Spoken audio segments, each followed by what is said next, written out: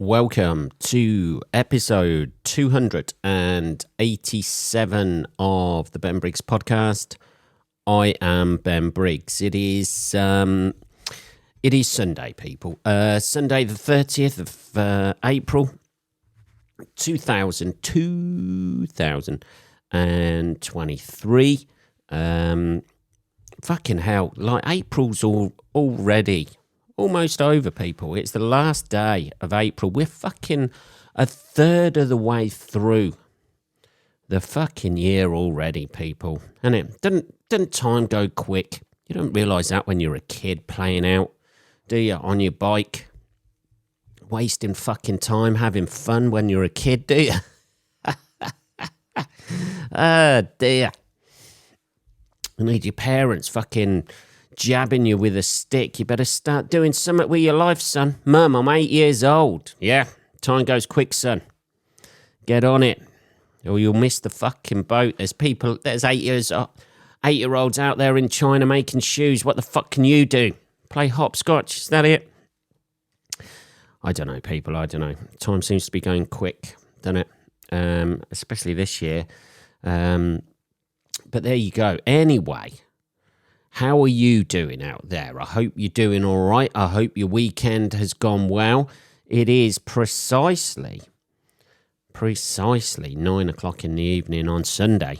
Holy fucking shit. What have you been up to, Ben? Well, I'll tell you what. I'll tell you fucking what. I fucked up my shoulder the other day. It's one thing after another with you, Ben. It's the back, then it's the fucking cold. Now it's the shoulder.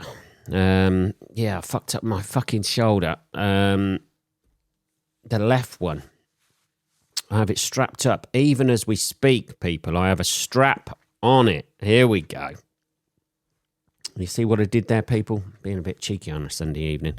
I got it strapped up at the minute. I was lifting something with somebody else. They dropped it and took my fucking shoulder with it. So... and there was a little bit of a popping situation that went on. So now I have it fucking strapped up. That's it. I'm a strap-on fucking shoulder guy. That's what I do.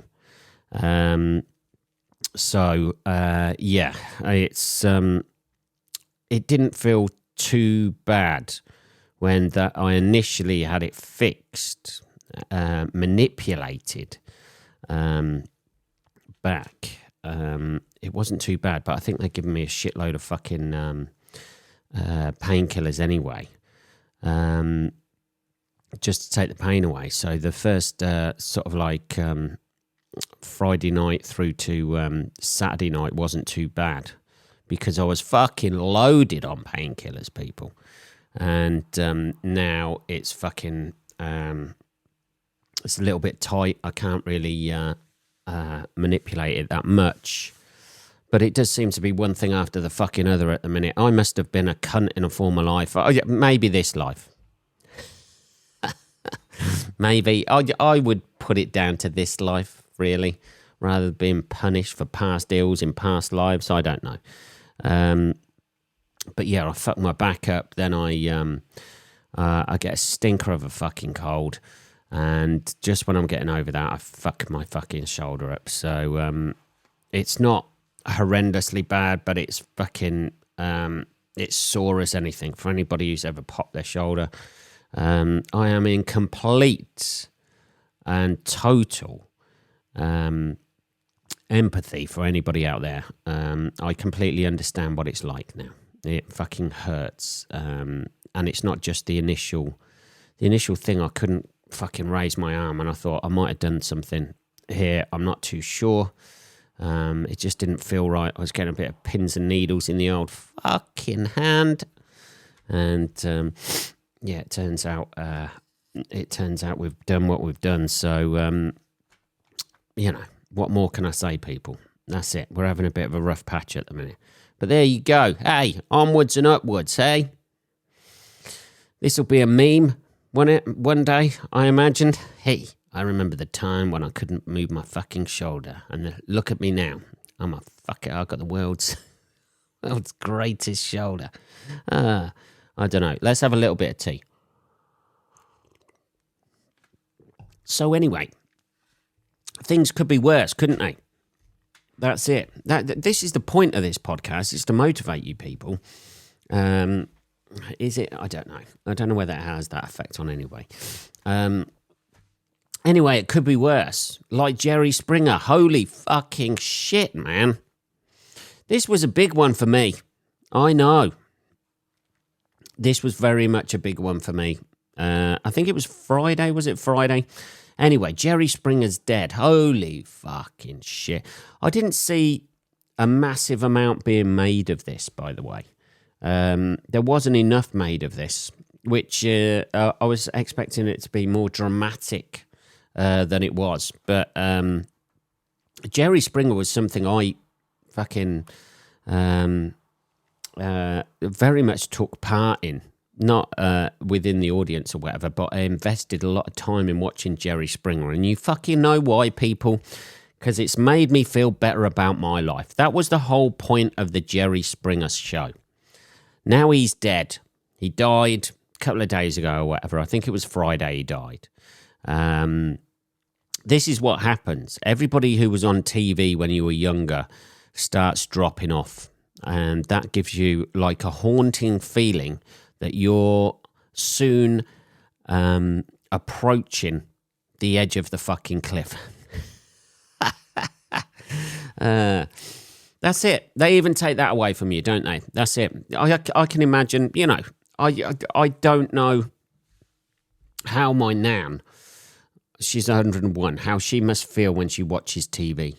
Because nobody who was on TV when she was younger, or even in the 70s or the 60s, is anywhere near being on TV these days. It's just young people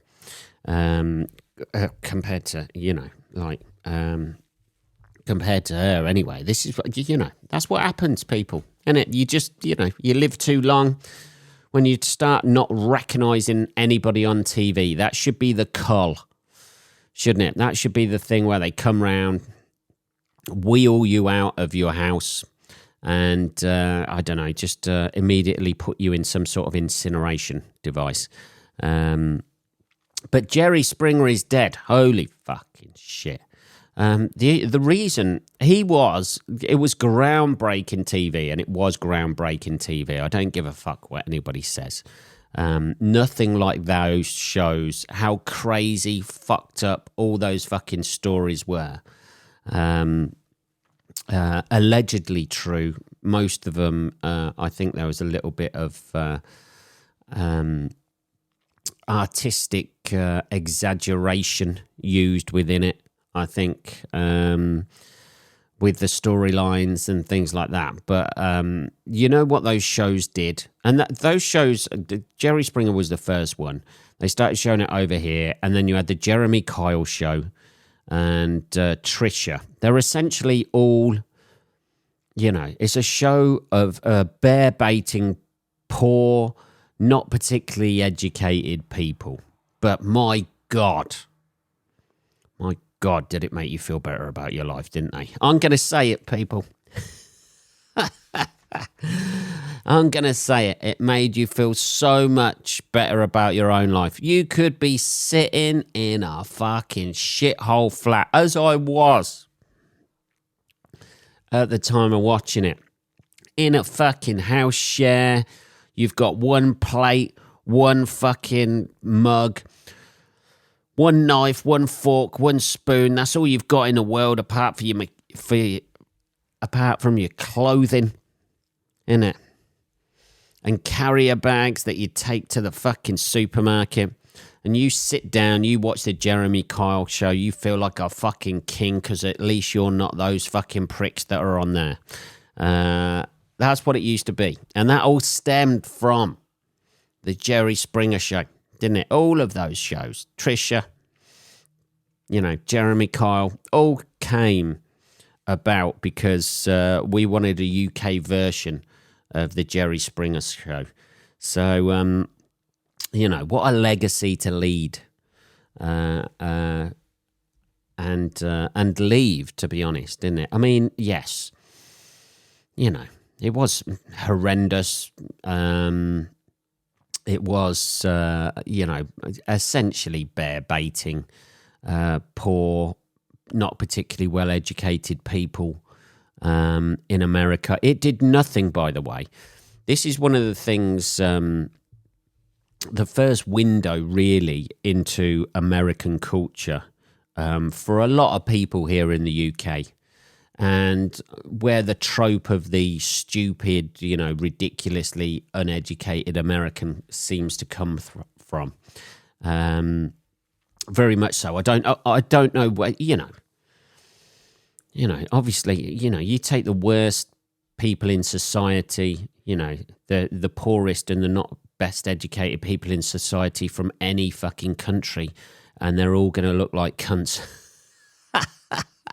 But if you only experience, watching those TV programs, you just thought that, you're just going to think that all Americans are fucking idiots, whereas they're clearly not. American listeners out there, hey, I don't know, maybe you are, I don't know. Let's have a little bit more tea. So Jerry Springer's dead. That whole sort of genre of shocking morning TV. It was while I was at college. That's when I really watched it, because I'd obviously not go into college all the time because there wasn't any lessons. So you'd have a morning off or something. You'd just be sitting at home just watching the Jerry Springer show, and it was just fucking mental, wasn't it? It was every single scenario within a family that you can think of happened on that show. Whether it be fucking or somebody's murdering somebody else, or somebody's not literally on the show, but every conceivable argument or dynamic, some guys, his girlfriend's cheating on him with another guy, and then he's cheating on her with her friend's boyfriend or whatever. There was a lot to fucking deconstruct, and it was always a thing where it'd end every episode. It'd be fucking pandemonium and chaos in the whole fucking studio, and then he'd sit down for Springer's final thought. And he'd make a really deep and meaningful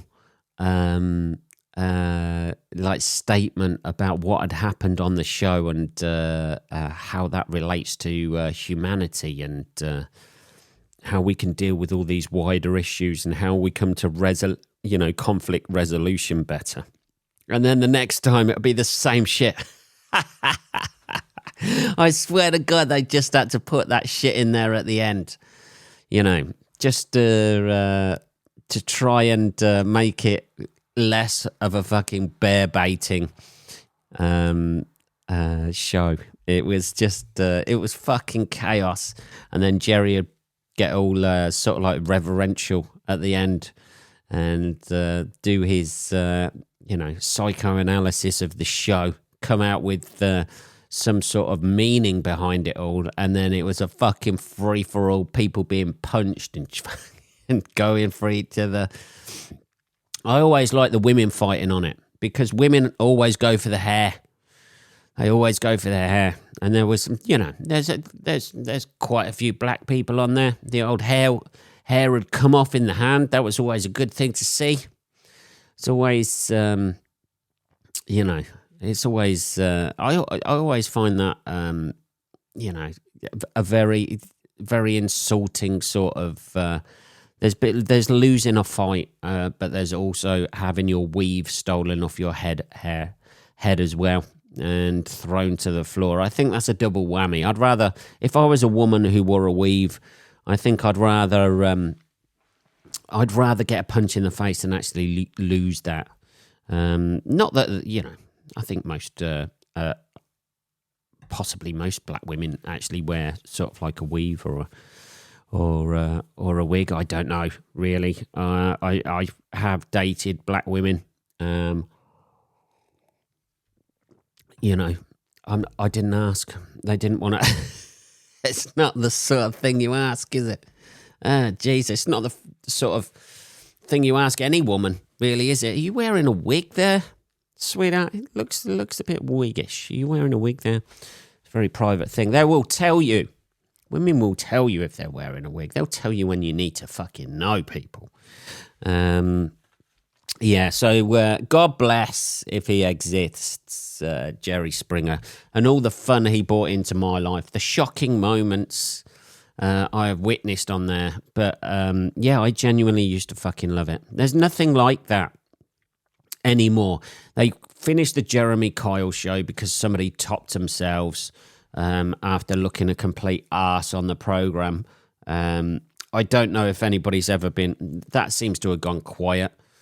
You know, Jeremy Kyle just seemed to sort of like walk away from that. He'd been bear baiting, screaming at poor people for years and years and years. And then all of a sudden, one of the guys who he treated like shit killed himself after one of the programs. And then it all got hushed up and, you know, everything gets swept under the carpet, didn't it?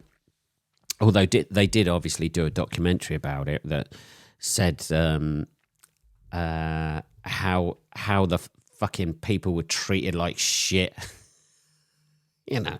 But I tell you what, it was thoroughly good entertainment watching it, I must admit, because the thing is, you've got that thing, you know. You've always got that thing, like stuff with the internet now, isn't it? You don't need those programs anymore because you've got people live filming shit like that themselves. And then it all gets compiled by some sort of page and you can just binge watch Karens going fucking mental. That's one of my biggest hobbies now. That's one of my biggest hobbies I actually like doing, just binge watching videos of so-called Karens going mental in public, either at other people in public or at people behind, you know, working behind a coffee counter. That's what I like. I like that feeling inside that it gives me. That feeling of aggression and hatred towards that person who's complaining. That's how I get my fill these days. That's it, isn't it? And then I'll go off and I'll watch, you know, some sort of nature clips about, you know, bears ripping the skin off a fucking salmon. That's what I'm not saying the internet. I'm not saying that my browsing history on Instagram or TikTok is particularly healthy. All I'm saying is it feeds what I need. That's it. I need shit like that. I need to see violence in the world, but I need a separation between it. So therefore, I only want to watch it through my phone. I don't want to see in real life. I don't want to see people getting knocked out in real life. It's fucking horrendous. That's far too real for me. I want the distance to be able to watch it through a phone, and then I'll just scroll on. That's the worst thing about it.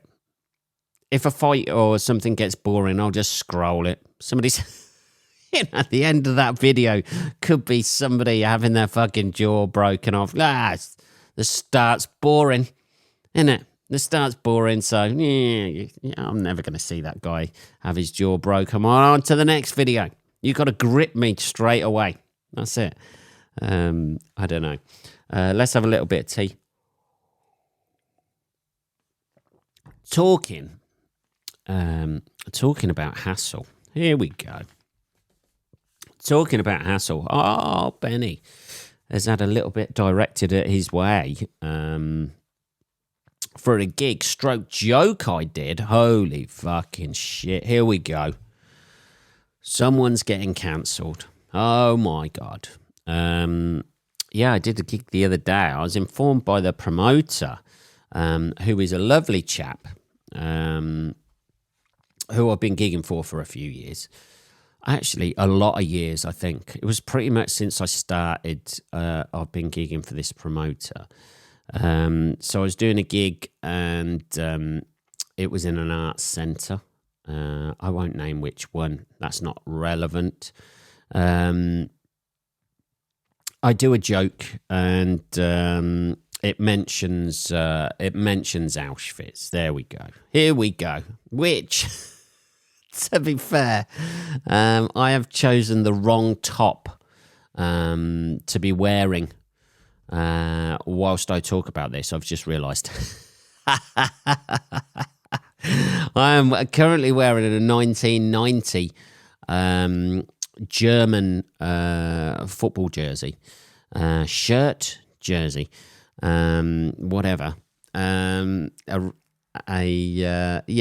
wearing a which is, in my opinion, apart from the Dutch 1988 shirt, is one of the greatest football shirts that has ever been designed. I fucking love this shirt. But I've just realised that I'm just about to talk about somebody getting offended by an Auschwitz joke that wasn't really an Auschwitz joke. It uses Auschwitz in there, but it's not an Auschwitz joke.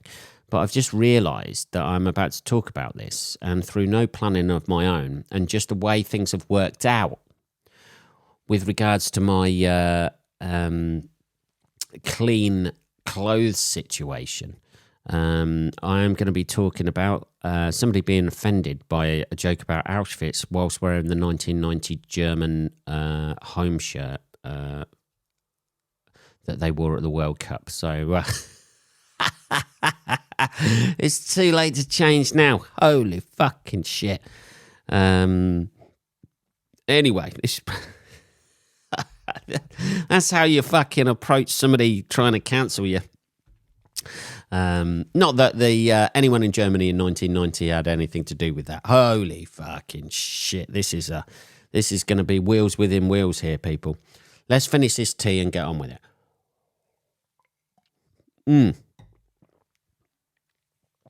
That was too big a gulp. So the joke, well, it's not really, it's basically somebody has got the subject of the joke mixed up with the target of the joke, right? Like I'll talk about the bit. I do a bit and it says about people during the pandemic trying to improve themselves and kind of and self-promotion within that.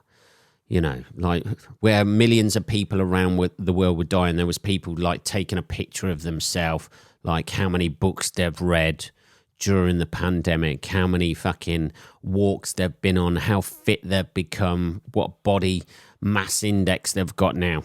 And I just thought that was a bit weird.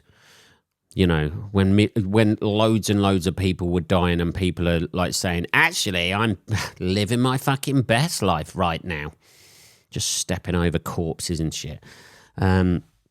So obviously I use an extreme example on that. I said that's like the equivalent of walking out of Auschwitz at the end of the Second World War and saying, hey guys, check out my new tattoo and guess who's beach body ready. Like that, you know, not that that ever happened. Now, obviously the target of the joke there is, I shouldn't need to explain this. I've just realised. Shouldn't really need to explain this, but I fucking will because people hear what they fucking want to hear out of it. The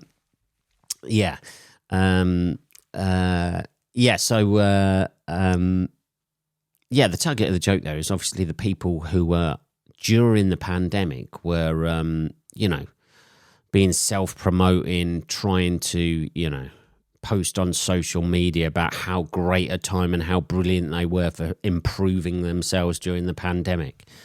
And it sort of like obviously uses the extreme example of somebody coming out of Auschwitz and doing that, essentially. It gets a laugh usually.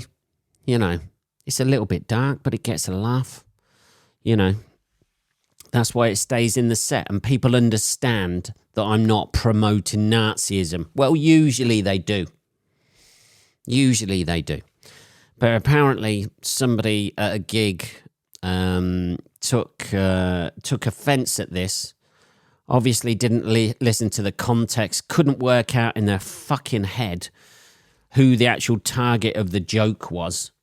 And seems to feel that it was promoting Nazism and that I shouldn't say that, and then fabricated a whole weird scenario about the headliner and why the headliner wouldn't have survived after Nazism, and I assume that they wouldn't be happy if they heard that joke. I mean, you couldn't fucking make it up. The leap he made. I mean, like, I can't talk for the headliner any more than what he can.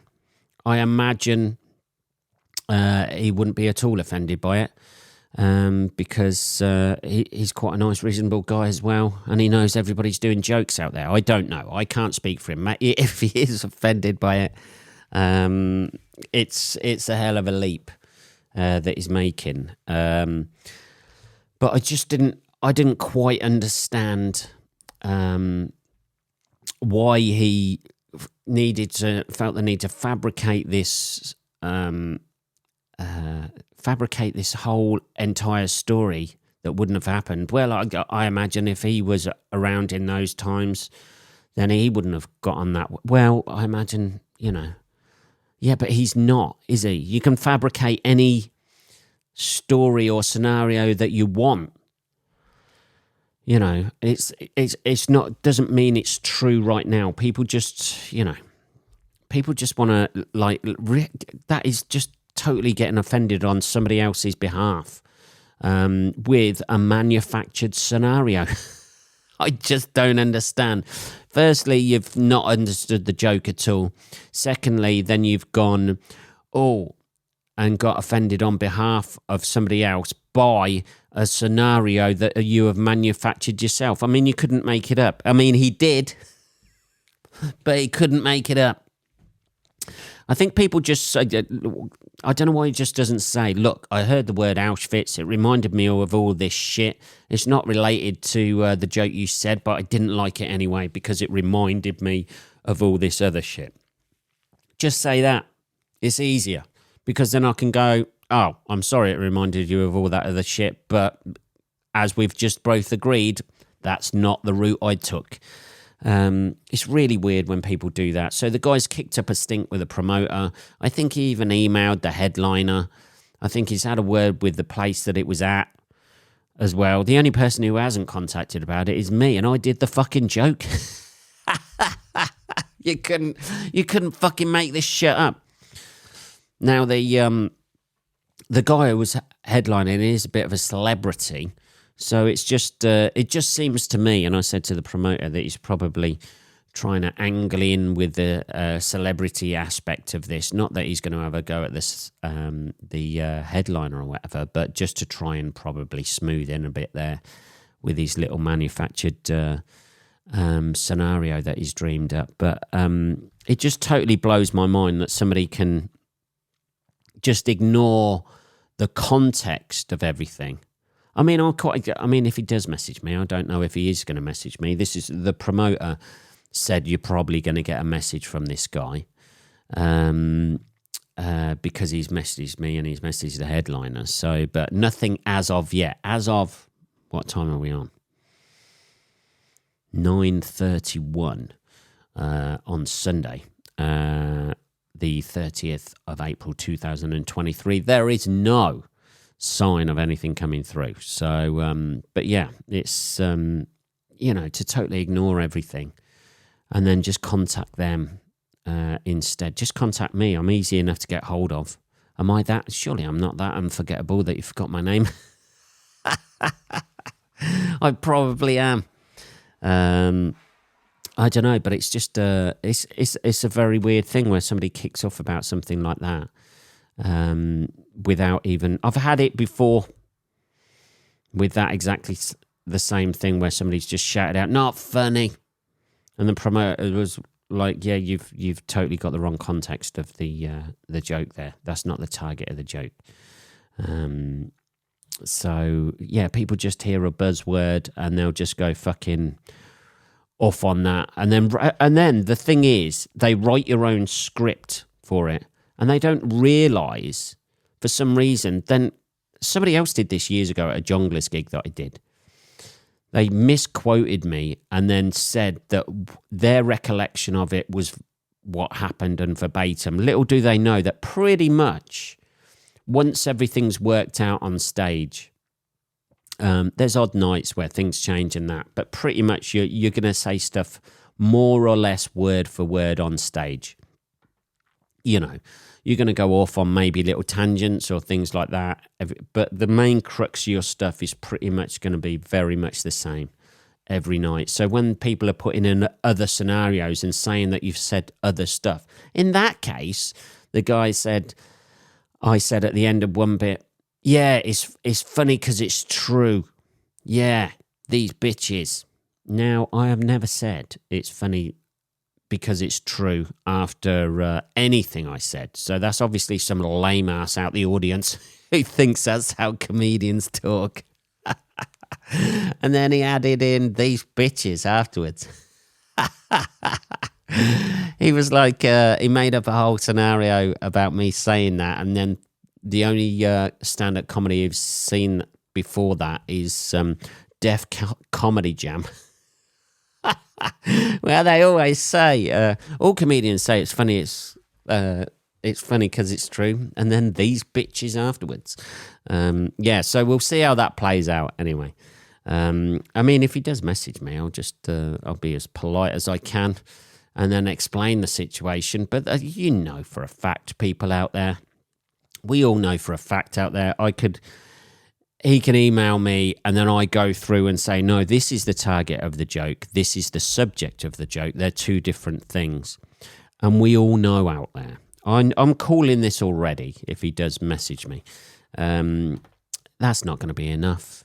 Because then he's got two choices. He can be a decent guy and go, oh, shit, sorry about that.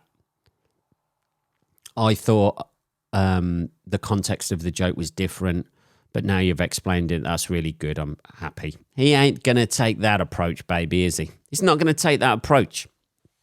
He's just going to keep digging and digging and digging. And I'll call it now. If he does message, I'll be nice, type it all out for him. I don't know why I should have to do that, but I will do, just to show him a great guy, baby. I mean, you know, if he sees this video of me in a German shirt, it's pretty much, it's all over. You know, it's all over. Yeah, so I'll keep you updated of that. Holy fucking shit. It's 32 minutes. That was episode 287 of the Ben Briggs podcast. Ben Briggs podcast. Yes. Did I say that right? It is now just gone 9:30. Holy fucking shit. I hope your working week starts well, people. Monday morning tomorrow, fucking get up early, you motherfuckers. And get into that rat race early. Love it. Soon be Friday. Just put your head down, fucking, power through. Soon be Friday. Anyway, I shall be back on Tuesday, motherfuckers. I'll speak to you then. Barring not having this podcast destroyed and taken over for things I say at gigs, I shall be back on Tuesday. So have a good rest of your weekend. You've only got, 2.5 hours left? Who gives a fuck? It's Monday. Take care, motherfuckers. I'll speak to you on Tuesday.